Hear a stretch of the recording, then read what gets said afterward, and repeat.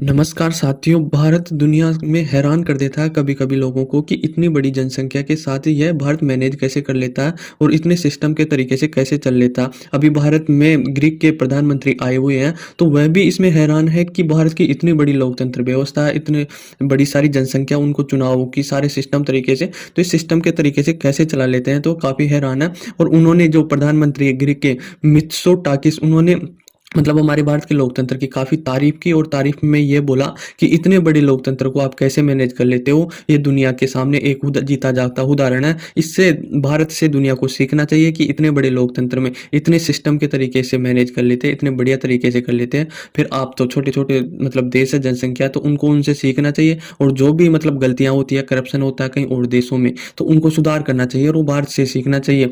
जब ग्रीक के पीएम है, प्रधानमंत्री है, उन्होंने भारत के लोकतंत्र की काफ़ी तारीफ़ की और बोला कि जितना मजबूत लोकतंत्र होगा और जितना सच्चा लोकतंत्र होगा, वह देश उतना ही विकास करेगा और बिना किसी गलती के मतलब भारत का जो चुनाव होते हैं, उनमें बिना किसी चुनाव गलती के इतनी बड़ी मतलब मजबूती से और लोगों के विश्वास के साथ नहीं खेला जाता और बिल्कुल सच्चे तरीके से यहाँ पर चुनाव होते हैं, जबकि इतनी बड़ी जनसंख्या में कहीं गलतियाँ होने की गुंजाइश होती है। तो मतलब ग्रीक के जो पीएम है ना, वह हैरान है, मतलब आज सरप्राइज़ है, जो भी बोल लो आप, कि इतनी बड़ी जनसंख्या के साथ भारत इतने अच्छे तरीके से है मतलब मैनेज कैसे कर लेता है। अब देखो, ये ग्रीक के पीएम का ही उदाहरण नहीं, इससे पहले इज़राइल भी हमारे से हैरान हो चुका है कि आपके जो कुंभ में मेला भरता है, उसमें कितनी सारी जनसंख्या में भीड़ आती है, लोग आते हैं जो श्रद्धा के भाव से आते हैं, तो उनको आप मैनेज कैसे कर लेते हो? क्योंकि जो कुंभ में आपके लोग आते हैं, उतने तो इज़राइल की जनसंख्या ही है, तो आप हम तो यहाँ पर फिर भी मैनेज नहीं कर पाते हैं। आप इतनी जनसंख्या को मैनेज कैसे कर लेते हो कि इज़राइल की पूरी जनसंख्या ना जितनी तो वहाँ कुंभ के मेले में आ जाती है,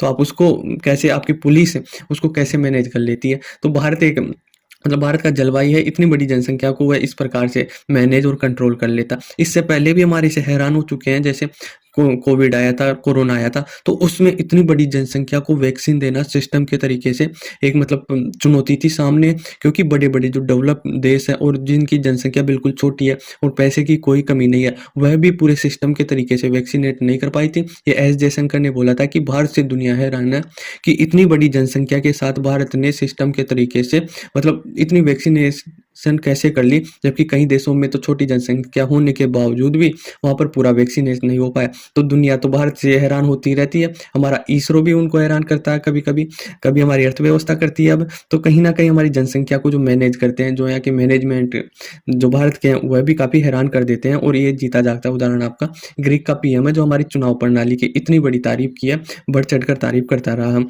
देखो, रायसीना है ना, जो 90वें संस्करण का डायलॉग हो रहे हैं, जो राष्ट्रपति भवन में इन्हें वार्म वेलकम किया गया था, मतलब गर्मजोशी से स्वागत किया गया। वह एक सम्मेलन था जो भू-राजनीतिक और अर्थव्यवस्था में जो भी चुनौतियाँ चल रही है विश्व भर में, उन चुनौतियों से कैसे निपटा जाए, उन पर चर्चा करने के लिए ये सम्मेलन आयोजित किया गया था। इसमें दुनिया भर के कई मंत्री शामिल हुए थे और इसमें ग्रीक के पीएम भी आए थे। तो और ये 23 फरवरी तक आगे चलता रहेगा। तो ये काफ़ी ज़्यादा इम्पोर्टेंट सम्मेलन था, जिसमें काफ़ी अहम मुद्दों पर बात होगी और दुनिया के जितने भी मंत्री या देश के राष्ट्राध्यक्ष आए हुए हैं, उनका वेलकम किया गया और उन्होंने जो विश्व की जो समस्या चल रही है प्रेज़ेंट में, उनको चुनौतियाँ देने के लिए और उनको समस्या को सुलझाने के लिए ये सम्मेलन आयोजित किया जाता। अब जो ग्रीक के पीएम है, जो हमारी तारीफ़ कर रहे हैं, पर देखो, हमारे इलेक्शन की तारीफ़ हो रही है, हमारी लोकतंत्र की तारीफ़ हो रही है, पर जो हमारे विपक्ष में बैठे हुए हैं, मतलब पीएम मोदी, बीजेपी, जो भी विपक्ष पार्टी है, उन्हें भारत पर लगातार आरोप लगा रही है कि जो हमारी ईवीएम है, वोट डालने की मशीन है, वह गड़बड़ हुई है, उनमें बीजेपी वालों ने या मोदी सरकार ने गड़बड़ी की है। अब उल्टा क्या हो रहा है, ग्रीक के पीएम तो हमारे देश की तारीफ कर रहे हैं, हमारी लोकतंत्र की, और हमारा विपक्ष ही हमारे लोकतंत्र का मजाक और मतलब सवाल उठा रहे हैं कि आपकी ईवीएम मशीन में गड़बड़ है, इनमें मतलब गड़बड़ करवाता है जो सत्ता में बैठी हुई पार्टी है। वो क्यों बोल रहे हैं कि अभी वो चल रहा है कि 370 पार, बीजेपी 370 पार, तो विपक्ष का ये कहना है कि 370 पार होगी, पर बीजेपी वाले गड़बड़ करेंगे, इसीलिए वह ये बोल रहे हैं कि 370 पार या अब की बार एनडीए 400 पार।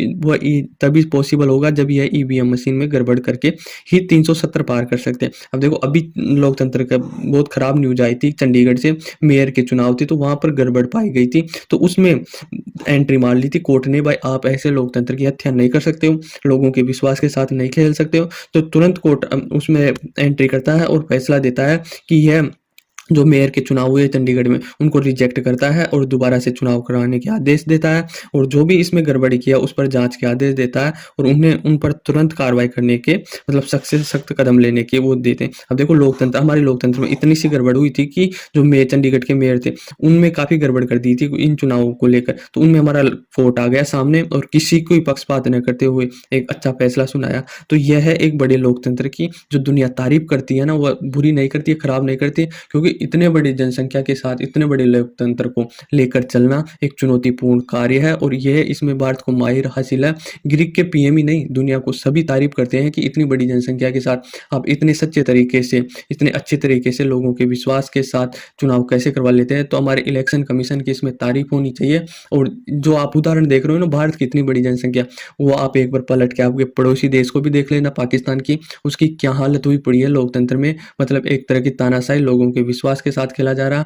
आप देखना मेरा वीडियो पड़ा है, क्या हालत होती है, कितनी हद तक करप्शन है। वहाँ के मतलब मुख्य न्यायाधीश, चुनाव आयुक्त, आर्मी, पॉलिटिशियन सब मतलब एक करप्शन की ओर है और लोगों के विश्वास के साथ खेलते हैं। लोग किसी और को वोट दे के जाते हैं और चला किसी और को जाता है। इतना करप्शन है। तो भारत बहुत अच्छा देश है, दुनिया तारीफ़ कर रही है तो ये गलत नहीं कर रही है। हमारा जो लोकतंत्र है, जो रैंकिंग के हिसाब से भाई सबसे अच्छा मतलब कौन-सा है, तो वो हमारा 41वें स्थान पे आता है हमारा लोकतंत्र। काफ़ी अच्छी रैंक है क्योंकि जो यूरोप के छोटे-छोटे देश हैं ना, वो मतलब काफ़ी अच्छी तरीके से अच्छा लोकतंत्र है वहाँ पर भी। तो इतनी बड़ी जनसंख्या को साथ लेकर चलना और फिर 41वें स्थान पे, तो ये बहुत बड़ी बात है। ये कोई छोटा रैंक नहीं है, 41 आप सोच रहे हैं भाई छोटी रैंक नहीं है।